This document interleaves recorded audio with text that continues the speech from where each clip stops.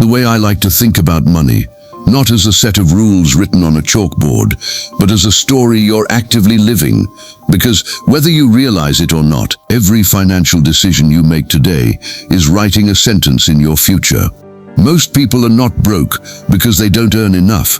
They're broke because they can't wait. Now think about that for a second. You get paid, you pay your bills, maybe you even wonder, where did the rest go? And then, just like that, you're waiting for the next paycheck like it's coming to save you. It's almost like running on a treadmill. You're moving, but you're not going anywhere. So here's the real question. What if the problem isn't your income, but the habits quietly controlling it? Because I've seen people earn modest incomes and build real wealth, and I've seen people earn a fortune and still live paycheck to paycheck. And the difference, it's not luck, it's not intelligence, it's behavior. Now stay with me, because what I'm about to walk you through isn't theory. It's a simple way to take control of your money, your habits, and ultimately, your future.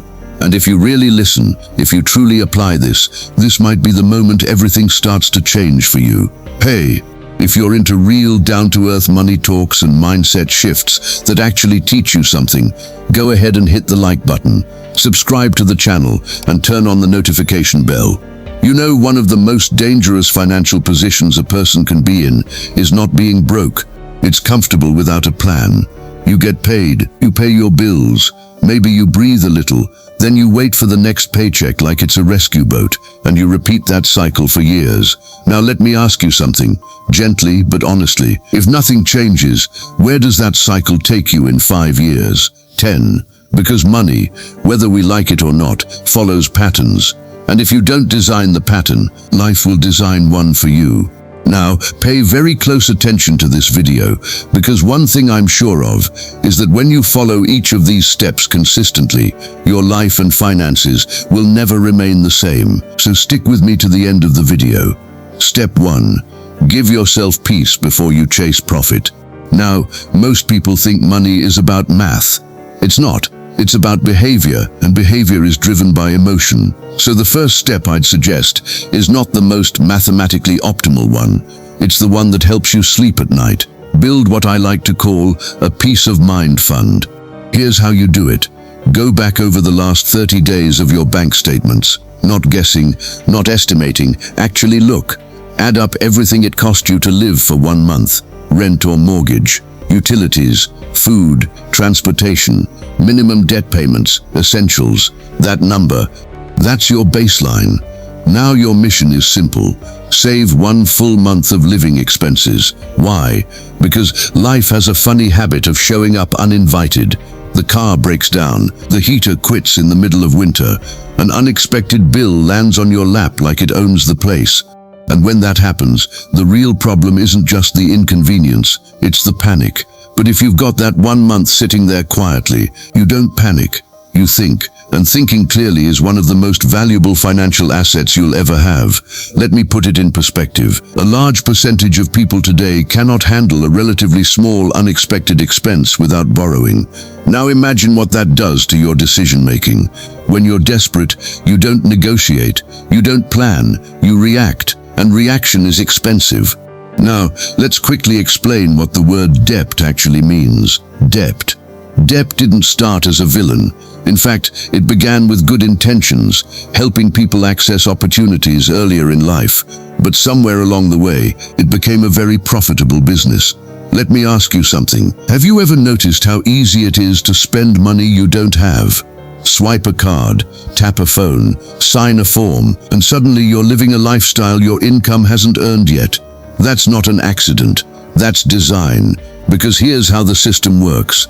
If you carry a balance, if you miss a payment, if you stretch yourself too thin, someone else makes money. Now don't get me wrong. Credit cards are not evil tools. They're just tools. In the right hands, they can be useful. Rewards, points, convenience, but only under one condition. You pay the balance in full, every single month. Otherwise, what looks like a small convenience quietly turns into a very expensive habit. And here's the tricky part. Credit cards don't just make spending easier, they make spending feel smaller, and that's where people get into trouble. Now, back to you. What is your idea on debt and how it works in your city? I promise to follow up on every comment. Step 2. Stop the financial bleeding. Now that you've built a small cushion, it's time to fix the leaks. Let me give you a simple picture. Imagine you're pouring water into a bucket, but the bucket has holes in it. You can pour faster, you can pour more, but it will never fill. That's what it looks like when you're saving money while carrying high-interest debt. For example, if you have savings earning a modest return, but you're also paying high interest on debt, you're not moving forward, you're sliding backward quietly. So here's what you do. List all your debts, then organize them from highest interest rate to lowest. Now follow this approach. Pay the minimum on everything. Focus every extra dollar on the highest interest debt. Once that's gone, move to the next. One by one, you remove the leaks. It's not flashy, it's not fast, but it works. And wealth, more often than not, is built on things that aren't flashy. So take your time and list out your debts, because being able to organize your debts is your first way out.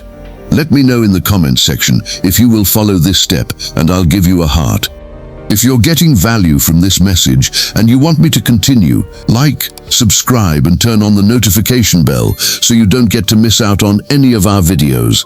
I drop messages like this daily to build your mindset and finances. Thank you. Let's continue. Step 3. Build real security. Now we go from peace of mind to true stability. Once your high-interest debts are under control, you expand your safety net. Take that monthly expense number you calculated earlier, multiply it by 3 if your income is stable and predictable, 6 if you have dependence or income uncertainty. That's your emergency fund. Why this matters is simple. Life doesn't give warnings before it changes direction. And when it does, you don't want to be making survival decisions. You want to be making strategic ones. And you know what? These strategic decisions are the ones that push you forward. Step 4. Let your money work harder than you do. Now we arrive at the part most people delay, investing, and I understand why. It feels complicated, it feels risky, it feels like something you'll figure out later. But let me tell you something that may surprise you. The biggest risk is not starting. You see, there's a quiet force in the world of money. It doesn't shout, it doesn't demand attention, but it's incredibly powerful. It's called compounding, and it works like this. When you invest, your money earns returns. Those returns begin to earn returns of their own. And over time, it snowballs. Here's the catch. Time is what makes compounding powerful. Not brilliance, not perfect timing, not luck. Time. So when people say, I'll start investing when I have more money, what they're really saying is, I'm willing to give up my biggest advantage. Now, here's a simple truth about wealth, and it's not what most expect. Let me share something we've observed over many years studying financially successful people. They're not necessarily the smartest. They don't always have the highest income, but they do have one habit in common. They consistently spend less than they earn. Now that may sound obvious, but if it were easy, everyone would be doing it. So let me ask you a deeper question. Why do people spend more than they make? It's rarely about necessity. More often, it's about discontentment. We live in a world that constantly whispers, you need more, you deserve better, you're behind. And debt gives you the ability to act on those whispers immediately. But here's the truth no one likes to hear. If you try to satisfy discontentment with spending, it will never end, because the problem isn't the number in your bank account, it's the feeling behind it. I once met a man who upgraded his car every few years, not because he needed to, but because it made him feel successful. Meanwhile, he had no savings, no investments, and one unexpected expense away from stress. On the outside, everything looked impressive. On the inside, everything was fragile. Contrast that with another individual I know, drives a modest car, lives below their means, invests consistently, nothing flashy, but financially unshakable. So which one is actually wealthy? Now, let's bring this home. If you've been listening to this and thinking, this sounds like me, good. Awareness is where change begins. So here's your roadmap, simply. 1. Build 1 month of living expenses. 2. Eliminate high-interest debt. 3. Grow your emergency fund to 3 to 6 months. 4. Start investing early and consistently. And through it all, spend less than you earn. Now, here's a challenge for you. Money is not just about numbers. It's about freedom. The freedom to make decisions without fear. The freedom to say no when you need to. The freedom to live life on your terms. So today, not next week, not someday. Today, sit down and look at your last 30 days of spending. No judgment. No excuses, just clarity. And if this video brought you value or stirred something in you, give it a like, subscribe, and share it with someone who needs to hear this. Don't just watch and go away. Drop your thoughts in the comments section. I'd love to hear what stuck with you the most. Remember, once you see the truth, you can start changing it. The goal isn't to look rich. The goal is to be financially free. And those are two very different paths. The question is, which one are you walking right now? I'll see you on the next one.